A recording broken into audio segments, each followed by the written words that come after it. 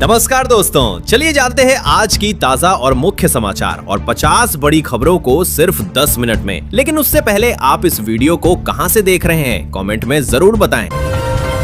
LPG, PNG, CNG और LNG में फर्क जानना आसान है। एलपीजी घरों और छोटे व्यवसायों में खाना पकाने के लिए इस्तेमाल होती है। सीएनजी वाहनों के ईंधन के रूप में काम आती है और प्रदूषण कम करती है। पीएनजी सीधे पाइपलाइन के जरिए घरों और उद्योगों तक जाती है, जिससे रोजमर्रा का इस्तेमाल आसान होता है। एलएनजी तरल रूप में बड़ी मात्रा में संग्रहित होती है और उद्योगों या लंबी दूरी के परिवहन में इस्तेमाल होती है। हर गैस का इस्तेमाल उसके उद्देश्य और सुविधा के अनुसार अलग होता है। 1 अप्रैल से देश में नए आयकर नियम लागू होंगे, जो डिजिटल अनुपालन और पारदर्शिता पर ध्यान केंद्रित करेंगे। टैक्स स्लैब वही रहेंगे, लेकिन रिपोर्टिंग और फाइलिंग की प्रक्रियाएं बदल जाएंगी। अब पैन कार्ड से लेकर आईटीआर फाइलिंग तक हर चीज अधिक सटीक और डिजिटल होगी, जिससे टैक्स पेयर्स को अपनी जानकारी अपडेट रखना जरूरी होगा। इन बदलावों का सीधा असर आम नागरिकों और व्यवसायों दोनों पर पड़ेगा, खासकर उन लोगों पर जो समय पर रिटर्न फाइलिंग और विवरण रिपोर्टिंग में लापरवाही करते हैं। नया सिस्टम आसान और पारदर्शी बनाने के लिए डिजाइन किया गया है, लेकिन इसके लिए सभी को नियमों के अनुसार कदम उठाने होंगे। जम्मू कश्मीर कैबिनेट ने स्वास्थ्य विभाग और निचली अदालतों में 130 नए पद सृजित करने की मंजूरी दे दी है, जिससे इन संस्थानों की कार्यक्षमता बढ़ेगी। इसके साथ ही श्रीनगर में झेलम पर फ्लाईओवर, गांदरबल में नया पुल और हाजिन बांदीपोरा में ग्रिड स्टेशन जैसी कई विकास परियोजनाओं को भी हरी झंडी मिल गई है। ये कदम क्षेत्र में प्रशासनिक और बुनियादी ढांचे को मजबूत करने के उद्देश्य से उठाए गए हैं और स्थानीय लोगों के लिए सुविधाओं में सुधार सुनिश्चित करेंगे। अमृत भारत एक्सप्रेस तेजी से लोकप्रिय होती जा रही है और 2025 से 26 में इसकी ऑक्यूपेंसी 100% से अधिक रही है। ये ट्रेन बिहार को दिल्ली, मुंबई और दक्षिण भारत से जोड़ती है और मध्यम वर्ग के यात्रियों को सस्ती, आधुनिक और आरामदायक यात्रा का विकल्प प्रदान करती है। यात्रियों की बढ़ती मांग के बीच आरा जंक्शन पर इसके ठहराव की भी तेजी से जरूरत महसूस की जा रही है, जिससे स्थानीय यात्री सुविधाओं में सुधार और यात्रा अनुभव बेहतर होगा।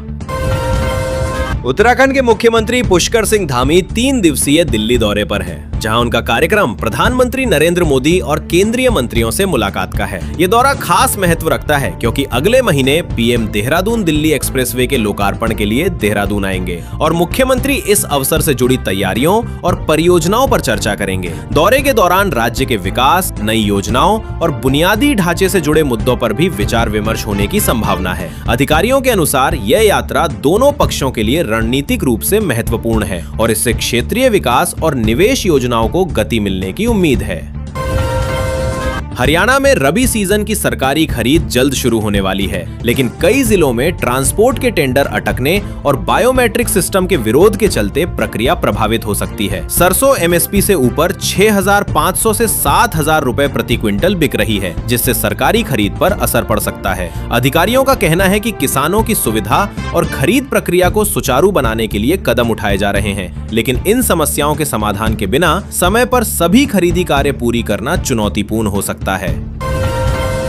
इन्वेस्ट यूपी ने बेंगलुरु की स्टार्टअप कंपनी पूछ एआई के साथ 25,000 करोड़ रुपए के एमओयू को रद्द कर दिया है। कंपनी की वास्तविक क्षमता सिर्फ 42.9 लाख रुपए की होने के बावजूद इतने बड़े निवेश का करार किया गया था, जिससे सरकार की किरकिरी हुई। अधिकारियों का कहना है कि यह फैसला पारदर्शिता और वास्तविक निवेश क्षमता को ध्यान में रखते हुए लिया गया है, ताकि भविष्य में ऐसे समझौतों में गलतफहमी या विवाद की स्थिति न बने। राष्ट्रीय वृद्धावस्था पेंशन योजना में नया बदलाव लागू कर दिया गया है। अब आयु प्रमाण के लिए आधार कार्ड स्वीकार नहीं किया जाएगा और जिन आवेदकों ने अपना आवेदन आधार कार्ड के साथ जमा किया था, उनके फॉर्म वापस कर दिए जाएंगे। जिला समाज कल्याण अधिकारी ने इस संबंध में स्पष्ट निर्देश जारी किए हैं और कहा है कि नए आवेदन केवल वैध आयु प्रमाण के साथ ही स्वीकार किए जाएंगे, ताकि योजना का लाभ सही पात्रों तक पहुंचे।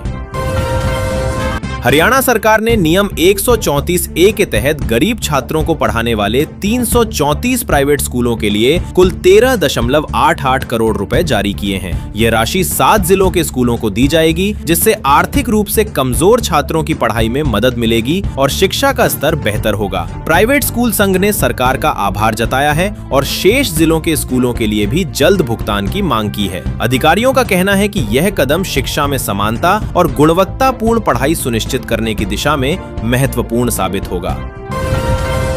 पश्चिम एशिया में चल रहे संघर्ष और सप्लाई चेन में रुकावटों के चलते भारत में फर्टिलाइजर और यूरिया का सालाना घरेलू उत्पादन 10 से 15% तक घट सकता है। कच्चे माल की कीमतों में बढ़ोतरी और आयात में दिक्कतों के कारण उत्पादन प्रभावित होगा, जिससे किसानों पर लागत का दबाव बढ़ सकता है। विशेषज्ञों का कहना है कि स्थिति पर निगरानी जारी है और सरकार आपूर्ति सुनिश्चित करने के लिए आवश्यक कदम उठा रही है, ताकि आगामी सत्र में खाद की कमी से कृषि क्षेत्र प्रभावित न हो।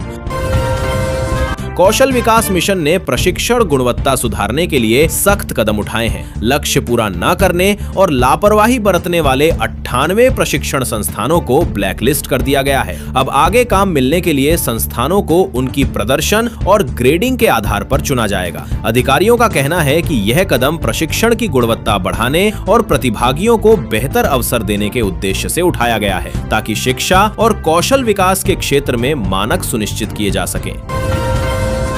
मुख्यमंत्री रेखा गुप्ता ने चैत्र अष्टमी के मौके पर पीतमपुरा के 9 सरकारी स्कूलों की 10वीं की 1100 छात्राओं को साइकिलें वितरित की हैं। इस पहल का उद्देश्य छात्राओं को स्कूल आने जाने में होने वाली कठिनाइयों से राहत देना है और उन्हें शिक्षा में समान अवसर सुनिश्चित करना है। कई छात्राएं इस मौके पर भावुक हुईं और मुख्यमंत्री का आभार जताया। मुख्यमंत्री ने छात्राओं को सशक्त बनने और जीवन की चुनौतियों का डटकर सामना करने के लिए प्रेरित भी किया, जिससे शिक्षा और आत्मनिर्भरता दोनों में मदद मिलेगी। सरकार आम लोगों को एलपीजी की बढ़ती कीमतों से राहत देने के लिए 5 लाख इंडक्शन चूल्हे लाने जा रही है। सार्वजनिक क्षेत्र की ईईएसएल ने एलपीजी आपूर्ति संकट और बढ़ती मांग को देखते हुए यह योजना बनाई है। इसे 2 चरणों में लागू किया जाएगा और हाल ही में पहले 1 लाख इंडक्शन चूल्हों के लिए निविदा भी जारी की गई है। अधिकारियों का कहना है कि यह कदम घरों में सुरक्षित और किफायती खाना पकाने का विकल्प सुनिश्चित करेगा और एलपीजी पर दबाव कम करेगा। उत्तराखंड में विकास कार्यों को नई गति मिली है। मुख्यमंत्री पुष्कर सिंह धामी ने राज्य में विभिन्न विकास परियोजनाओं के लिए कुल 242 करोड़ रुपए की वित्तीय स्वीकृति दी है। इन परियोजनाओं में सड़क, स्वास्थ्य, शिक्षा और बुनियादी ढांचे से जुड़े काम शामिल हैं। अधिकारियों का कहना है कि इस स्वीकृति से विकास कार्य तेजी से पूरे होंगे और स्थानीय लोगों को बेहतर सुविधाएं मिलेंगी, साथ ही रोजगार के अवसर भी बढ़ेंगे।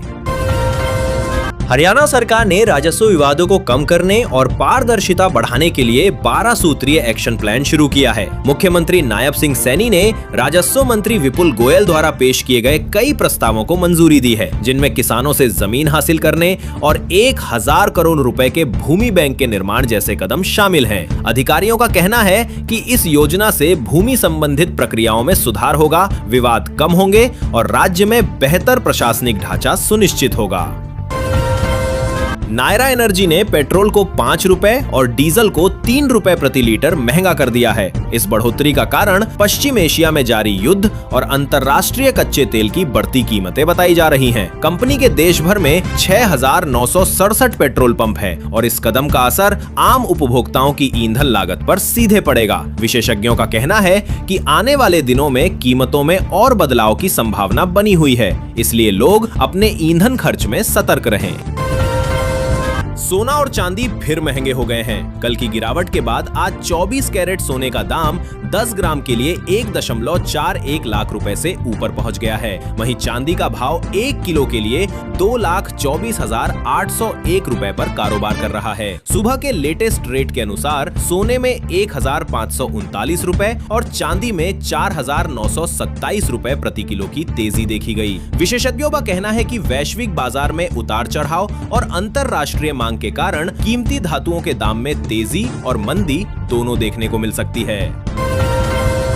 देश भर में एलपीजी की किल्लत जारी है और 14 किलो के घरेलू सिलेंडर के दाम शहर शहर अलग हैं। इस कमी का असर होटल और रेस्टोरेंट पर भी पड़ा है, जिससे खाने के दाम बढ़ने लगे हैं। किल्लत को कम करने के लिए energy efficiency services limited (EESL) electric चूल्हों की आपूर्ति बढ़ा रही है और 5 लाख चूल्हे खरीदने की योजना बना रही है, ताकि घरों में इलेक्ट्रिक कुकिंग को बढ़ावा मिल सके और एलपीजी पर दबाव कम हो। विशेषज्ञों का कहना है कि आने वाले दिनों में सिलेंडर की कीमतों में उतार चढ़ाव की संभावना बनी रहेगी।